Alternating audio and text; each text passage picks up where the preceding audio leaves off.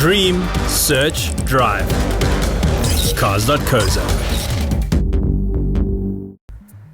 Okay, well, my name is Zaahir Essa, and I'm a mechanical engineer by profession. Got a wife, kids, but my main passion is racing, motorsport, and some racing. I've been sim racing a hell of a long time, and back in high school, I don't have any motorsport background, like no racing background.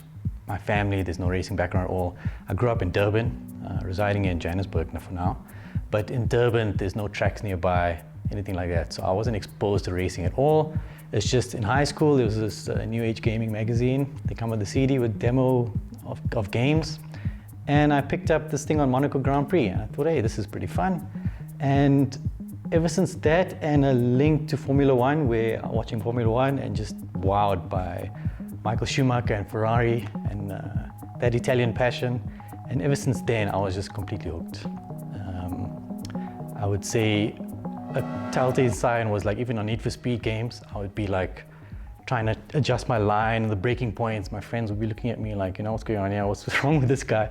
From there, I think, okay, look, things are a little bit serious here. And I had a knack for being quicker than other guys and being quick. And I think I was just naturally, I'm a competitive individual. So racing, I think cars is all about the speed and adrenaline and things like that. But if you break it down, I promise you, once you start racing and the visor goes down, all of that disappears, and it's just about you beating the next guy, and it's just the absolute fuel. Just that is it, the competitive nature, and that's what's been fueling me this whole time for a good 20 years. I started out on PC. I never had a console, so a lot of these games were just on keyboard and a single player at that time. And I was just hooked on Formula One. So my background is just, I was hell-bent on Formula One, single-seaters. I had Ferrari pictures, F1 cars up on the wall, and I was just playing F1 games. That was just me. And it was just on keyboard, and then obviously as things came out, like steering wheels and controllers like that, I started getting those. And they weren't very advanced, it was just whatever you could get. And made of plastic, the steering wheel was just like a spring inside them in terms of force feedback, weren't even force feedback at the time. And just building up from there. And then obviously with technology and the internet, I really sound like a dinosaur, but it's like as multiplayer events started coming into the game, different games started coming out and more simulator focused. It's just racing against other people was just next level. It was just groundbreaking. And for me back then, there wasn't much of a local scene, like South African scene. So I was just racing Europeans, and a lot of them were European racing drivers, up and coming racing drivers. So I had a very good benchmark from there, from very early on. So I was just chasing these guys constantly, and I think that's what elevated my level and like maybe professionalism, or I wanted to be on that sort of level all the time. And I think that gave me the skills and drive that I needed to actually put in the practice, put in the time, and actually focused on getting to that sort of thing, because I actually wanted to drive in real life. So my simulator experience is more toned to fully focused on how do I use this to actually get into real life.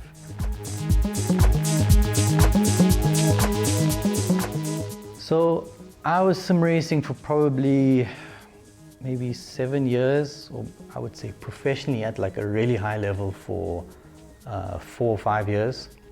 Till then, and it was just, I was trying to get into some sort of single-seater, like, I don't want to say I wanted to be a Formula One driver, it's like, you know, I have dreams and aspirations, but single-seaters was my thing. So the cheapest single-seater experience I could get in this country was Formula V. So they actually make it out of, it's a Golf Chico engine and Beetle parts and things like that, but it is wild. It's really, you get to experience all the energy that you get from a single seater at like maybe a tenth of the cost. So that was ideal for me because I don't have the money to actually put into it. And I was lucky enough to get sponsors at the time to cover a lot of what I needed to have covered. And it was a great experience. It's probably the greatest experience of my life, real life racing. I mean, this is my life. So for me to have experienced that, I count myself so lucky because maybe, you know, such a small percentage of the population actually get to experience what it is to actually race. Not only to drive a competitive car, but racing is just another level in terms of your mindset, and you just, the whole outside world gets almost like shut out completely when it's time to race, and it's nothing else matters for those, whatever, how long the race is, 15-20 minutes, and it's a proper unique experience. So I'm lucky to have, privileged to have experienced that. I had to adjust a lot. So sim racing was really good. It is such a good tool, people don't realize, in terms of your mental preparation. It really translates 99% of the stuff that you learn on sim racing will translate to real life in terms of mentality. So a lot of the stuff I had to adjust to was obviously the physical G-forces and, you know, the fear of actually crashing into a wall and dying. That's part of it as well. But at the same time, you take a lot of the stuff. It's like the car handling, the car control for one, the being able to race with other people, the different racing lines, how to adapt like tire strategy, the car balance, the car setup work. There's just so much you can actually take to real life racing. And I found I took a lot to that, and I found real life races were even another level in competition above what you experience in sim racing. And I've never dug so deep to chase these guys, to find the extra time, lap time. And whatever I found in real life racing, I took to sims in the same way. So they kind of just fed each other. And as I said, back in the student days, I couldn't afford to pay for my own racing. So sim racing for me was just a tool I recognized all the things I need to polish on to take to real life racing. So for me, the hardware and the PC and the equipment wasn't a big deal. Like you can be, if someone is looking to start out, you don't actually need high-end equipment to start out. I know there's a lot available here, really expensive stuff. But for me now that I do have that, I actually used a lot. I've been lucky enough to be, in the past couple of years, to be involved in competitions where I did win prize money from these competitions, and I use that to actually upgrade my rig.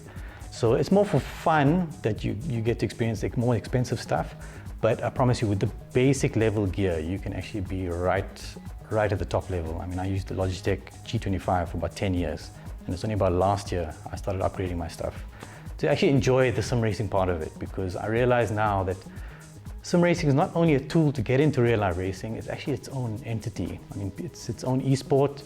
People take it very seriously, and it is utterly professional. And some guys involved in sim racing actually have no desire to go to real life racing, which is a bit weird for me because that's a total different mind shift.